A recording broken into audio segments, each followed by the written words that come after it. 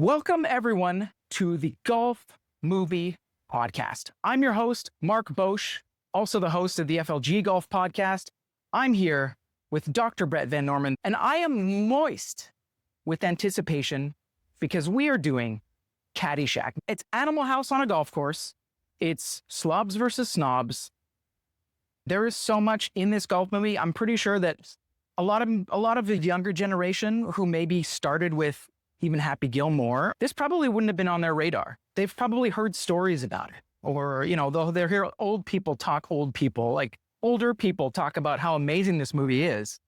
And I've done it. I've dismissed, people's opinions of movies from 1979 until I actually saw them. I feel like this is probably one that someone of any age at any time can go back. This absolutely stands a test of time. It's a gem. I've been quoting quotes from this movie for my entire life. And on the rewatch, there are dozens that I should have been quoting. Even more that I haven't even thought about. Even the young generations probably heard them. Yeah, absolutely. They just didn't know where it was from. No. Absolutely. So before we begin our discussion, Brett and I are going to talk generally about the success and the background of the movie. We'll run through in chronological order the entire movie. There is no time limit on this. We're here on the balcony. We've got beers. After chronologically running through the film, we've got categories: best golf scene, best non-golf scene, before we give our final ratings on the movie itself. So, Brett. Caddyshack, 1980, had a production budget of around $6 million, and it grossed approximately $40 million in the US box office. So, made 6 times its budget. A solid financial success, but it also received kind of mixed critical reviews at the time of its release. But all that to say, it is a cult classic. Golf movies are automatically not going to be for everybody, but this has aged like a fine wine or a fine cigar, and it has pretty much become one of the number one sports movies of all time. Agreed. For good reason. Roger Ebert noted that the film never finds a consistent comic note of its own, highlighting a lack of cohesion. Gene Siskel described it as a low-budget look that warmly welcomes the all-important teenage audience. Which I guess is true. There's a lot of slapstick here. There's a bit of fart humor. And boobs. Twice. Absolutely. Different kind of boobs too, though. Ski tips? That was a very 70s, 80s thing. Now we get into more modern reviews. These are from the early 2000s. This nearly plotless, angry class comedy is more of a barrage of traded insults and slights than anything else. Well, part of it's on the money. Yeah. I mean, it is sketch comedy at its finest. And the last movie review that I'm going to read here from 1999, Caddyshack marks the first in Harold Ramis's now distinguished directorial career, and you have to give him credit.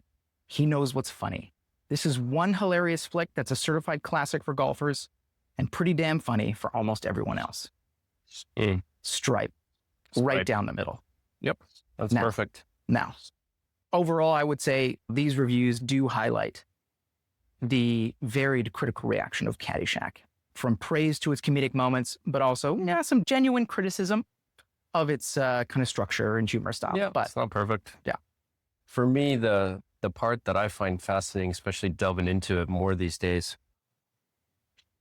was just Harold Ramis and the crew that they had back in the day, and the faith that these guys had in these young, no experience. Yeah. Rodney Dangerfield's first movie, Harold Ramis's first movie. Usually that is in Hollywood folklore, that is a recipe for disaster. And they actually had probably a short list of 5 to 10 directors, like as a backup. If they needed to fire Ramis, I remember that. They had a list of guys that they were going to go to get this thing finished. The production was debaucherous. They refer to it now as Golfpocalypse now. A lot of cocaine-fueled parties. Yep. It's not necessarily a miracle that it got made, but certainly a lot of challenges. Anyway, this film was modeled after Indian Hill Country Club in Winnetka, Illinois. That's a private club in Chicago's North Shore where Brian Doyle Murray, who co-wrote this film, who is the older brother of Bill Murray. He plays Lou Loomis, the caddy master, in this film, who worked as a caddy growing up. And really, these are his real-life experiences. So, Brett, are you ready? I'm ready. Dig in. All right. So we start with the open. There are the Orion stars, which to me brings back a lot of memories. This is like the opening of The Three Amigos, a bunch of other fantastic Orion movies from that time. Yep. And we open very softly with the sprinklers running on the golf course.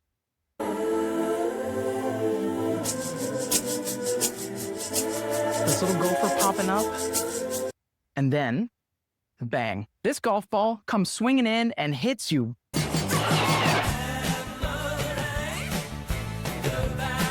Kenny Loggins, I'm All Right, which is, honestly, looking at this again, that song is a banger. It always has been, it always will be. But I'm watching this and I'm thinking, this is fucking Top Gun. This is the opening scene of Top Gun. That quiet, you know, the lay of the land.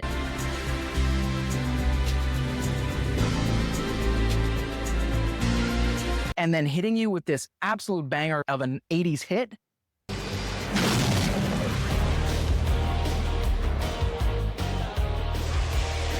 You had to think that Tony Scott, 6 years later, thinking about this, basically rehashing that exact same thing. This was the precursor to Top Gun's famous opening intro, ladies and gentlemen. And it gets you going right off. And we get the first scene right out of the gate. It's Ty and Danny. Ty Webb, stud. He's having issues. Do you take drugs, Danny? Every day. So what's the problem? I don't know. This is a single take.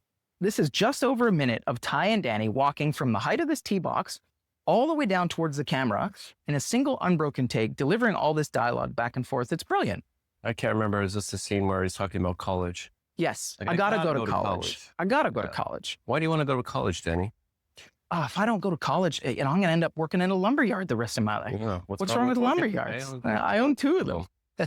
I noticed you're not there a lot. I don't know where they are. And then there's also Be the Ball. Be the Ball. They put the blindfold on. He sort of stands him over the shot, and she shanks it. How many times have you said that to yourself or someone else on the golf course? Yep. Be the ball. Be the ball. That's another quote for sure. Used tons. I like you, Betty. That's Danny, sir. Danny, I'm going to give you a little advice. There's a force in the universe that makes things happen. And all you have to do is get in touch with it. Stop thinking. Let things happen. And be the ball. Hear nothing. Feel nothing. That was kind of incredible, sir. You try it, Danny. Just relax. Find your center. Turn off all the sound. Just let it happen. Be the ball. Be the ball, Danny. You're not being the ball, Danny. Well, it's kind of difficult with you talking like that. Okay, I'm not talking. Stop talking. Not talking now. Be the ball. Where did it end up? The lumberyard. We'll work on it. So then we get our first introduction to Bill Murray, who is standing over the ball washer. His choice in people that he's looking over. The older ladies? About. Yeah. It's questionable. I don't know. I like a sexy older lady. Mark like a dog for me. Mark like a dog. And we get McTavish or whatever the hell his name is. No more sucking off. I'll suck you off, you fuzzy little foreigner. We go to the Caddyshack next. And this is a very cool intro where, again, it's Bill Murray telling his Gunga Galunga story. The Dalai Lama. Is it? He's going to stiff me, right? And said, hey, how about a little, a little something for the effort, He says, oh, there's no money. But on your deathbed, you will receive total consciousness. So I got that going. I got that confirmed. Which is nice. Which is nice. That's another quote. That's a classic. Which is nice. Yeah. We're introduced to the Haverkamps, which are, God, how old are they? These two are probably 70 years old. That's a peach, hon. Woo! She pops it into the lake. That's a peach, son. That's my second favorite "we" in movie history. The first one, obviously, being the "we" from the You know The Sound of Music? No. I am 16 going on 17. You've got Liesel. She comes running back into the house after her romantic little dance with Rolf. As she twirls its eyes, she goes, "Where are we?"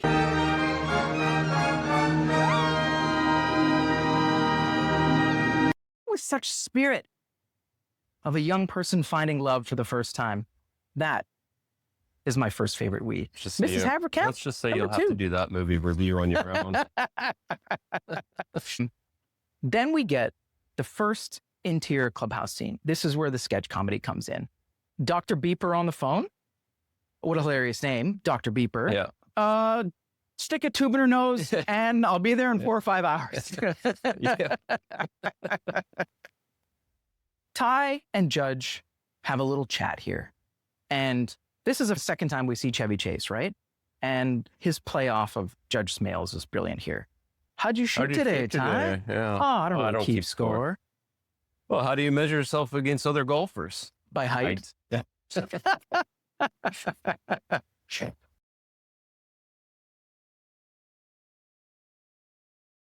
After this, we get the entrance of the one, the only Rodney Dangerfield.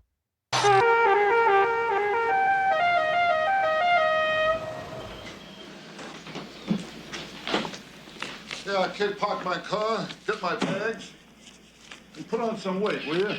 Hey, kid, I'm Al Chervick. I'm playing with Drew Scott today. This is my guest, Mr. Wang. No offense. The entrance of Al Cervic is an all-timer. He rolls up in the rolls, shouting instructions to just the first person he sees. I don't even know if these people are employees of the golf course. Hey, Wang, it's a parking lot. Probably pronounced Wang, not Wang. Wang, not Wong, not Wang, Wang. Wow. Wang. How much money does Rodney Dangerfield spend in the pro shop the moment he walks in? Bag of ladies' tees. 1980. Yeah, there's a bag of naked ladies' tees, which is surprising that Bushwood would have. A dozen of those.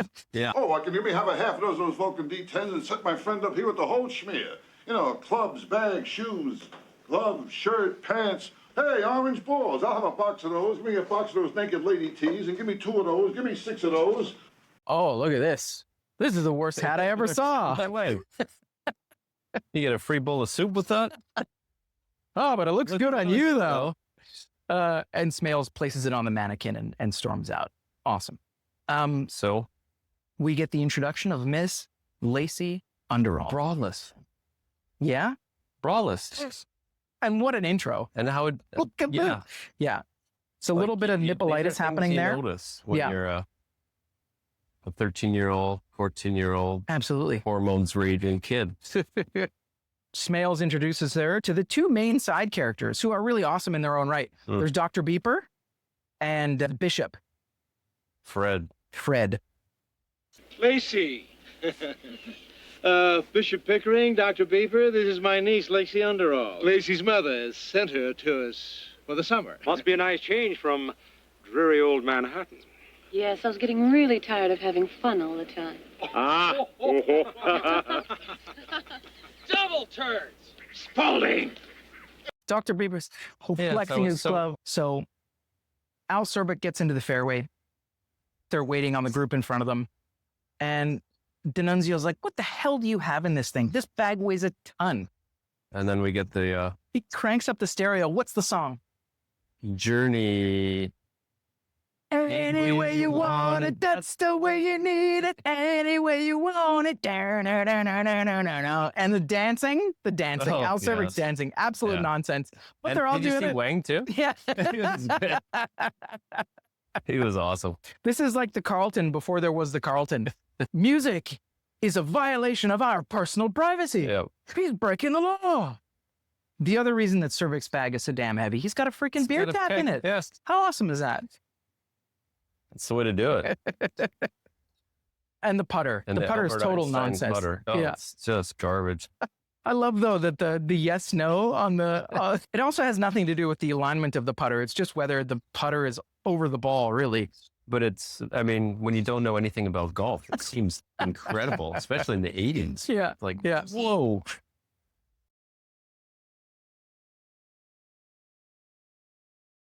When The judges group reach the halfway house. We get probably for me is the most enduring line from this entire movie. I want a hamburger. No, a cheeseburger. You don't got nothing and like it. I say that to my daughter, who is 7, probably about 30 times a year.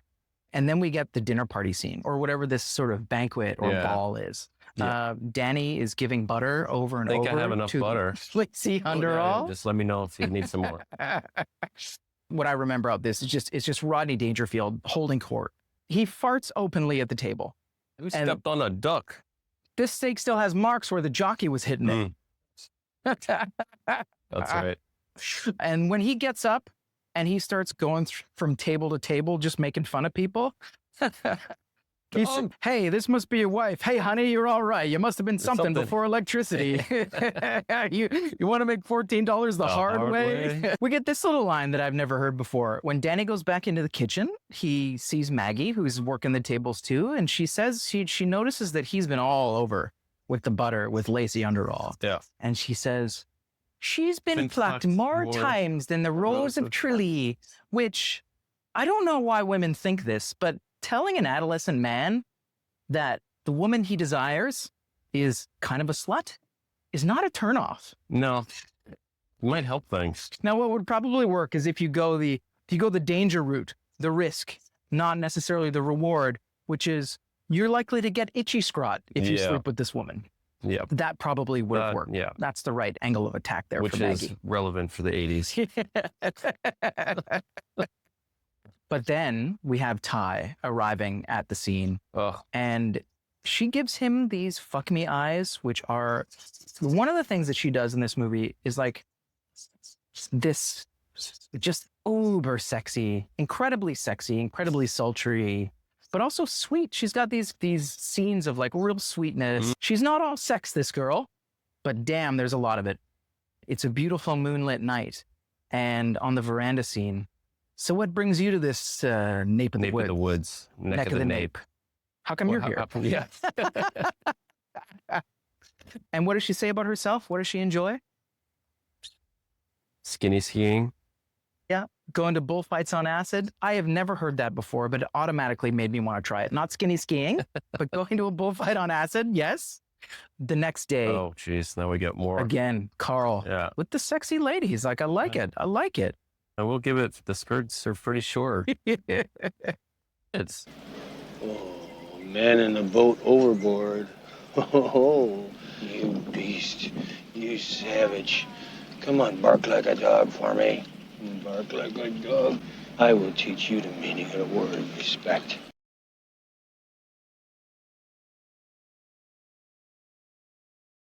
They only had 6 days of filming with Bill Murray's character. So a lot of his scenes are really brief, really short.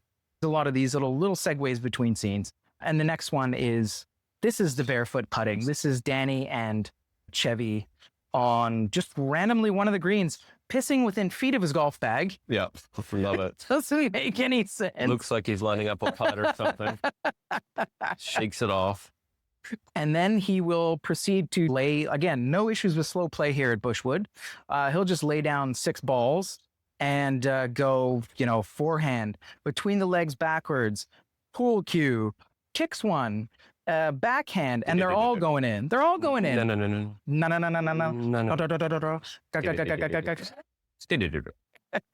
Oh, you just missed that one. And then he gets. Thank you very little. And then, of course, probably the most memorable scene of this entire movie is the caddy swimming pool scene. See, this is the scene I could do without. Really? Oh, tell me why. In fact, whenever I see it, I just fast forward through it. Oh, interesting. Okay, but it's a little bit harsh that, the caddies are welcome only from 1 o'clock to 1:15. You get 15 minutes in the pool, which is, it's not a lot of time to, so they must have been practicing this water ballet scene for months in order to bang it out in those 15 minutes that they get in the pool. But yeah, what an entry.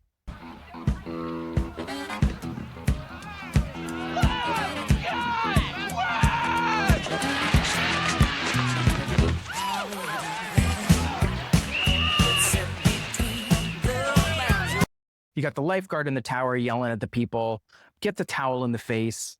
hijinks with the snorkels. There's your scene. The water ballet scene, a classic. So, is this the only part of the pool scene that you do like? It's good, yeah. Funny. It's the Waltz of the Flowers, Pyotr Ilyich Tchaikovsky's, Right. during this water ballet scene. Beautiful choice.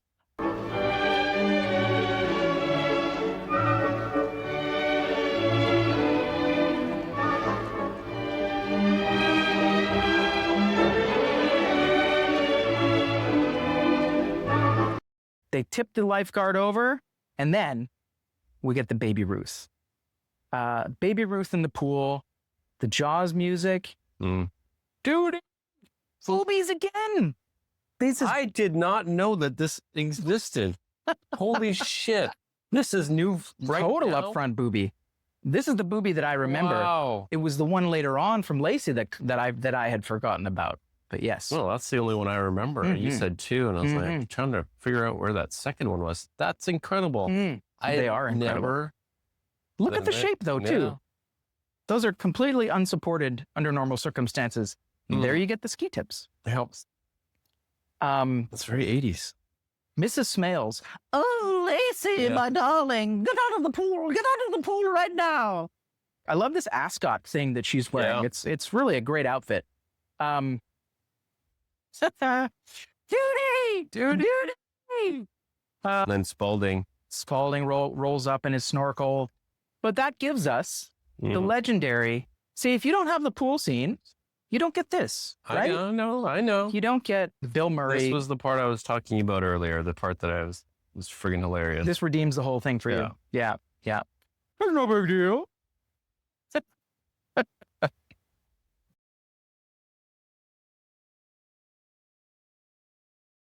The next scene is Lacey arriving at Ty's home. And this is 100% a nominee for best non-golf scene in the film. She says, I tried looking you up, but they don't have a listing for Mr. Wonderful.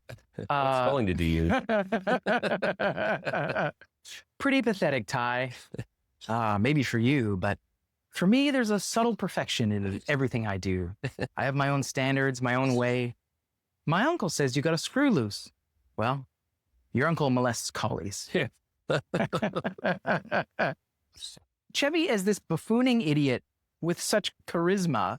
Nobody quite pulls it off in the way that Chevy Chase did. And I think that's the one thing I always remember from the movies is like he just plays this intelligent buffoon, like this klutz, right? But he just carries it so well. That's what he's been known for forever. Yeah. It's just his physical humor of doing things like that. It's being a klutz, yeah. You know, you're really attractive for a beautiful girl with a great body. Do you want to do this? I was born to lick your face.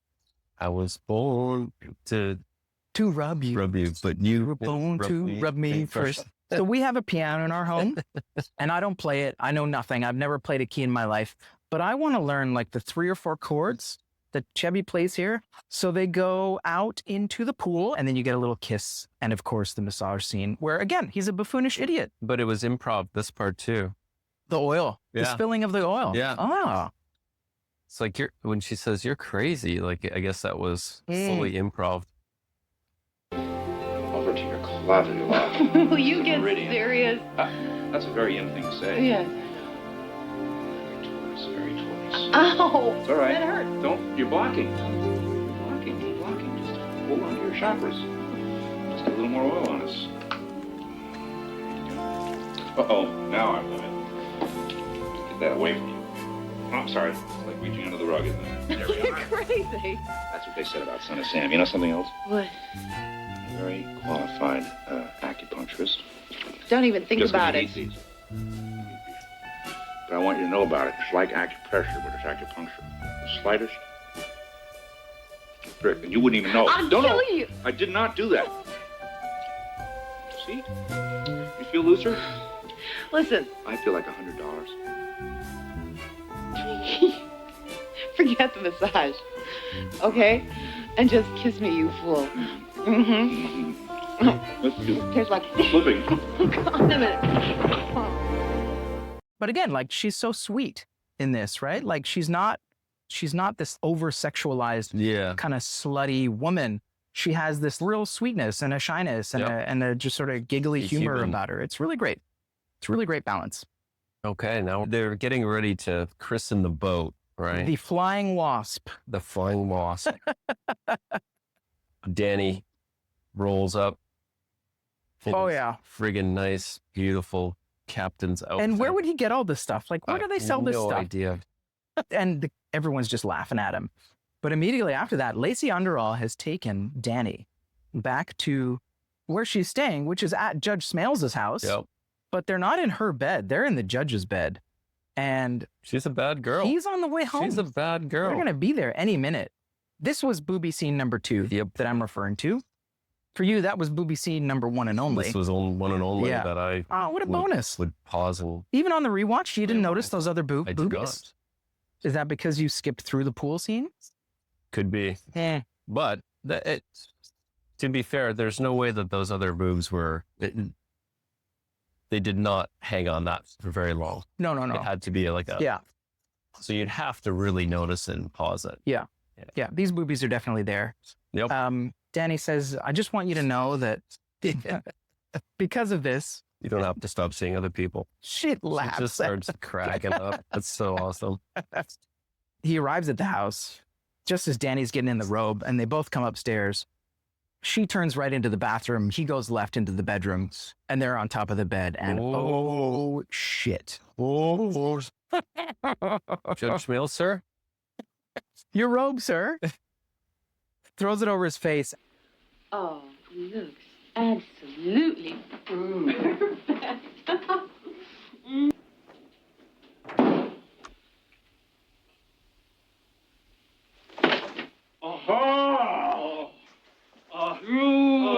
Your robe, Your Honor. Whoa. Whoa. Oh! Please.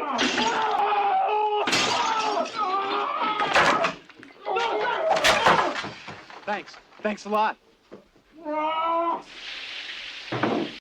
First of all, he's got the golf clubs in the bedroom. For as big of a house that is, why would he have golf clubs in the bedroom? I love it. But that leads us into another nominee for probably most memorable scene in the entire movie, which is Bill Murray How many peeing off on times the did you quote flowers. this? It's a Cinderella story. Cinderella boy. Cinderella boy. Here's his eyes, I guess. About to become Masters champion. He's a Cinderella boy. As he lines up his last shot. I used to do this with dandelions. I used to do this with frogs, actually. We'd catch the odd little mini lake frog. Little cruel bastard. Not proud of it, but it was done, and I have to own up to it. 195 yards. He's got about an 8-iron here. It's in the hole. And then we get, this is actually one of my favorite non-golf scenes of the entire movie. The judge in the office scene. Danny, I think you know why you're here, so I'll do us both the courtesy of not reviewing what happened yesterday. Sorry. My niece is the kind of girl that has a certain zest for living. The last thing any of us need right now is a lot of loose talk about her behavior. I swear I didn't tell anybody anything, sir. Good. Good. So he's given him a lecture, and it's I still think you can become a gentleman one day if you understand and abide by the rules of decent society. I've sent boys as young as you to the gas chamber. Didn't want to do it. Didn't want to. Felt it was my duty. Felt I owed it to them. Owed it to them, yeah. And Smales, Ted Knight, is absolutely chewing scenery here. From the lamp, just the gravitas that he has. And also, I'm a big fan of facial acting. You think Tom Hardy in films like Bronson or even Batman, where he's basically doing everything with his eyes and his facial expressions rather than full body acting. And this is like Ted Knight's absolute mastery of the physical comedy of this character. The most important decision you can make right now is what do you stand for, Danny? Goodness or badness? I know I've made some mistakes in the past. I'm willing to make up for that. I want to be good. Good. Good. Very good. Smales is actually, he's the linchpin of this entire movie. I watched a little documentary about this and where they talk about how they increased the role of the gopher in post to weave together a bunch of the scenes in the movie. But I don't even think they really needed that because Smales connects with Ty's character. He connects with Danny's character. He connects with Rodney Dangerfield, right? Like he's got, and Lacey, right? Like he is the piece of this movie that all of those other characters revolve around. And I think in the hands of a clumsy actor, that probably all could have fallen apart. He makes this movie for me. And I think that's one of the things that on this rewatch, I appreciate now more than ever. Okay. The bar scene, which this one totally escaped my memory. As far as the scene that makes me laugh out loud the most, this is it. This is absolutely it. What is it about this scene? Don't ever ask a Navy man if he needs another drink because it's none of the damn business how many I had before. And of course, Smales starts talking and you've had enough. You're drinking too much, Your Excellency. I'm a man just like you. My name is Fred. You're not. Man, you're a bishop. For God's sakes. Yeah. And then there is no God. There is no God. That always gets me. Just the way he says it. And the other thing that I never really noticed here is just like, why does this happen? This is after he got struck by lightning, right? He's having the round of his life. He's a man of the cloth. He feels that God is with him. And then God smites him. Robbed. Yeah, on the 18th or whatever hole that was. And so things have changed for the poor bishop. Here we go. We segue to the classic scene for Caddyshack, which is Carl Spackler making squirrels and rabbits and other woodland friend out of C4. Out of those things, yeah. And he's got this maniacal laugh. Or whatever it is. And the gopher sees him and just is terrified. My enemy is an animal. And in order to conquer him, I have to think like an animal. And whenever possible, to look like one. Who is the gopher's ally? His friend. The harmless squirrel and the friendly rabbit. I'm gonna use you two guys to do my dirty work for me. And then a ball comes smashing through the windows. And then finally, we get Chevy and Bill Murray, who have never interacted at all. That's right. In this whole movie. And they purposely created that scene here because of that. These guys were too good on their own, and they didn't have anything written with the two of them together. So they created this little segue where he comes in and, you see a Titleist in here. Can I get a ruling on this, Carl? As if Carl would know. And do you know what ball he's playing? No. It's a Titleist 6. Ah. Which...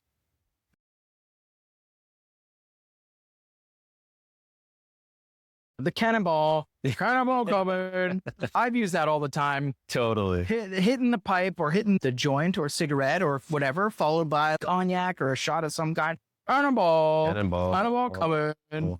And of course, you ever want to rap or anything, buddies for life. Buddies for life. You want to drop by line? Yeah.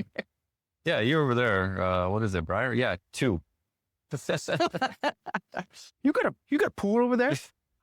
We got a pool, a pond and a pool. Pond would be good for you. Natural spring. Natural spring. A pool or pond together. It's all good. And finally, we get the climactic match. Finally, it's all been building up to this. At a really good pace, this movie is. Not a lot of hang-ups on the way. And we get the climactic final match. And thankfully, they do spend a lot of time on it. What do you think you're doing? Get off of here. Morning, Judge. This is a golf course. It's not a parking lot. Now, you back this thing out of here right now. Okay. Hey, look at that. Don't play games with me, Ty. Put that steering wheel over here where it belongs and get this out of here. I got it, Judge. I'm sorry I'm late. Let's play golf. Okay, let's get started. Don't do it.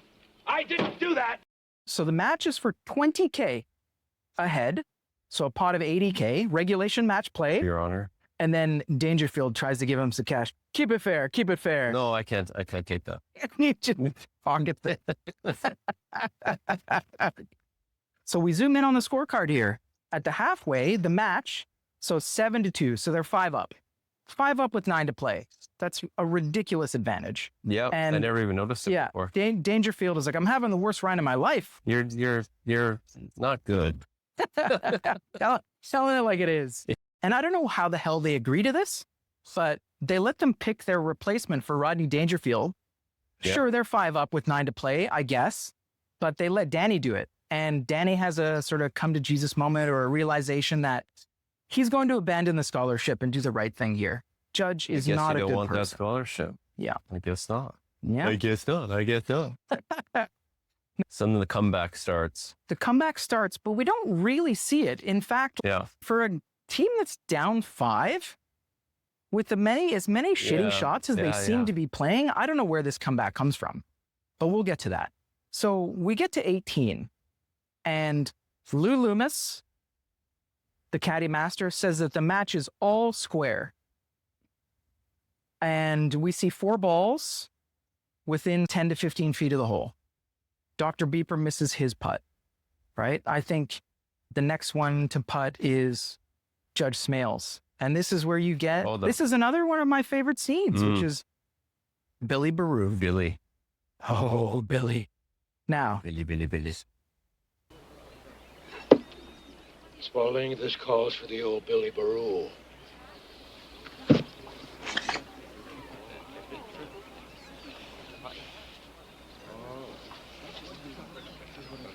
Oh. Billy.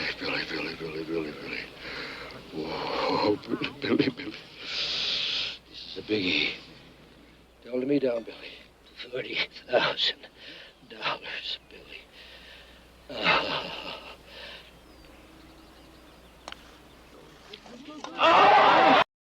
He has 2 putters in his bag, which means that he's either, and also one of them is an amazing putter that always works apparently, which means that he's using his worst putter the majority of the time. It doesn't make any sense.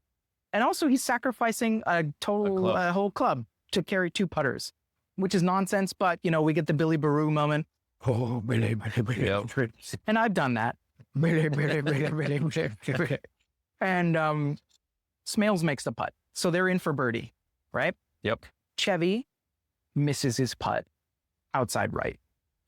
A very disappointed look from Lacey Underall. Now in a sweater, also braless. Oh, very nice. I didn't notice that. But very disappointed also. And then we get little cuts here and there of Carl wiring up the dynamites, putting the C4 into the holes, getting ready for a climactic final scene. Danny lines up his putt, and he's short. It's hanging over the lip. They lose. Smales and Dr. Beeper are doing their dance, and the explosions start going off. Oh, pretty good pyrotechnics here, actually, for an 80s movie. Yeah. So all the trees are blowing up, and Lou Loomis, to his credit, the caddy master, is he's eyeballing it. He's doing his role, watching it, and it goes in. Now, I don't know if this would be legal. What do you think? Does this count? There's a time limit on how, I don't even know what it is. You have to approach the ball in a reasonable amount of time, and then you get 10 seconds before you have to so I would say it wasn't. Like that. But it goes in, and they're victorious. But how are they victorious? I'm so glad you brought that up. I've never realized until I rewatched this movie. At best, they tied. They're even. Yeah, they're even on 18. 2 birdies. So they're tied. How the fuck did they win? Yeah. This entire movie collapses on this. I am heartbroken. Like, everything that this movie, the triumphant victory at the end is fake. Yeah. It doesn't exist. I know. It's movie bullshit. Too. When did you notice this? Recent. Yes? Yeah. On this most recent rewatch? Recent. Fucking hell. All these years we've gone through it. I cannot help but think that if I knew this, or if I had been paying attention 10 years ago, whether this movie would still have the, because that's kind of all I can think about now. Yeah. Is how this climactic ending is not really a real ending. Yeah. But we I have know. no choice but to let it slide. Yep. How could they They're- rewrite this so that makes sense, though? Yeah, I don't know. Again, it's the 80s. There Yeah. were a lot of finishes to movies and things that just, if you really dove into, like, it makes no sense whatsoever. It's like, okay, you just kind of have to let it go. Yeah. But that is the end of the movie. And of course, Another 80s finish. hey, everybody, we're going to get laid. And they kick off right back into Kenny Loggins. I'm all right. The gopher's all right. Everybody's all right. It's a fucking wonderful party, but the movie leaves it right there. And that is exactly how you end an 80s sports film. That's how you end the classic. Woo! Brett, Yeah. I'm exhausted. We have some categories to get to, but why don't we take like a little 5-minute break? We'll come back and we'll do categories. Let's do it. So let's go through our nominees for the best golf scenes before we choose them. We have the opening oneer, Danny and Ty. We have the first golf scene with Judge Smales, followed in the group behind by Al Cervic, which includes sort of the dancing montage. The next golf scene is the barefoot golf scene. And you and I have golfed barefoot before. It's wonderful. Highly recommended to people. And then, of course, we get the Caddy Championship, where Danny is victorious. We have the Storm, the Bishop's golf scene in the rain, where he's hit by lightning, and the climactic final golf scene. Brett, which one is your favorite? Wow. My favorite for sure is Ty doing the no. I struggled with if this was a proper golf category, but I'm glad you put it up there as one of the options. Don't be obsessed with your desires, Danny. The Zen philosopher Basho once wrote, "A flute with no holes is not a flute. And a donut with no hole is a Danish." He's a funny guy.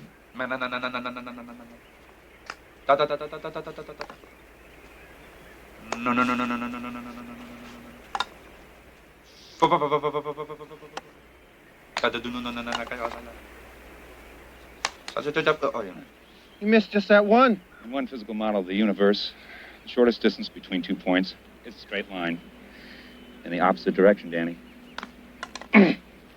Unbelievable. Thank you very little. If you consider Ty and Bill Murray a golf scene, that would probably be my favorite. But I think I actually really love the opening scene where Ty and Danny are sort of walking down the fairway, and he gives Good one, for the first time, he gives them the Zen philosopher Basho. You've got Be the Ball. You get, do you do Doug's, Danny? And of course, you know, working in a lumberyard. That quick. It's automatically, like, right out of the gate, that sets the tone for the dialogue, for the mood, for Chevy as an actor. It has it all for me. I think that's probably, It's a good I've one. talked myself into that being my favorite golf scene. It's a good one. Hey, Mr. Webb, can I ask you something? Sure thing. Shoot, Timmy. Danny, Danny. when you were my age, did you ever have trouble deciding what you wanted to do with your life? No, I've never had that problem, really. Why? Forget it. I didn't think you'd understand. You take drugs, Danny? Every day. Good. So what's the problem? I don't know. I gotta go to college. I gotta. Danny, this isn't Russia. Is this Russia? This isn't Russia, is it? Nah. I don't think so. It's just that my dad, he can't afford it. I haven't even told him about the scholarship I didn't get. I'm gonna end up working in a lumberyard the rest of my life. What's wrong with lumber? I own 2 lumber yards. I notice you don't spend too much time there. Not sure where they are. Favorite non-golf scene we have as the nominees, there's Gunga Galunga. There's sort of the fighting scene at the Caddyshack. There is the opening, the first scene inside the clubhouse where Locker room. Ty and Smales are in the locker room. There's the entrance of Al Cervic into the clubhouse.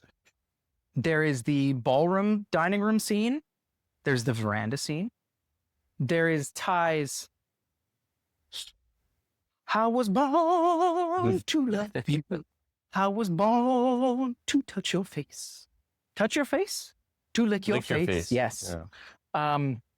Then there is the pool scene, which I know is not your favorite, but it has boobies in it. So maybe this one comes up a notch. There's the yacht club. There's the getting caught in bed. There's the office scene with the judge. There's the sort of negotiation scene. Then I guess there's Bill Murray and Ty. Those would be our nominees for best non-golf scene. Yeah, like, so if we're considering, again, this is a non-golf scene, this is hands down the best. Tie list? That's it. Yeah, it's right here. This your place, Carl? Yeah, what do you think? It's really awful.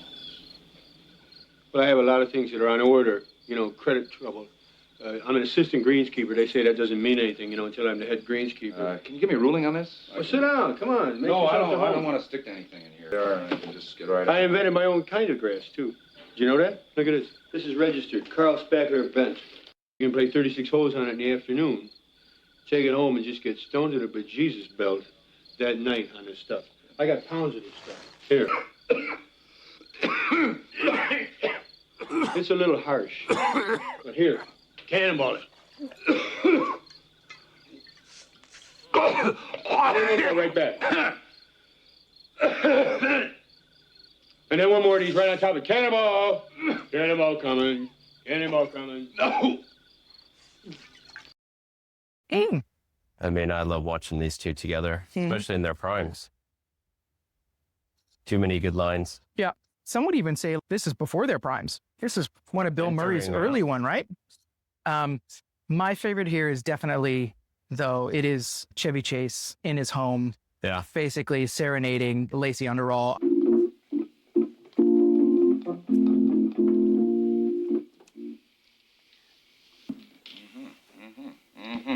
Sing me a love song. I'm gonna.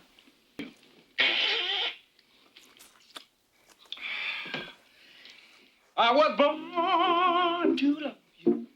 I was born to lick your face. I was born to rub you. But you were born to rub me first. Let's go into the patio. You love the charisma of Ty with Bill Murray. I love the charisma of Ty with Lacey Underall. But really, it's this Chevy Chase that makes this whole movie. Absolutely. Oh, Brett, how do we end this? Is this movie a bogey, par, birdie, eagle, or ace? Well, we're doing it first for a reason. This is an ace. It's an ace. It's an ace. I wouldn't be surprised if we fall in love with another golf movie as we kind of rewatch them now, knowing that this climactic scene kind of falls on its ass. We'll see. But for me, this is absolutely number one. And I'm glad that it's the first one we've done. I don't think there's any question that we could have done another movie to start off Golf Movie Podcast. And I don't think there's someone that I would have rather have done this with than you. Thank you, Brett. Much appreciated. Take care, everybody.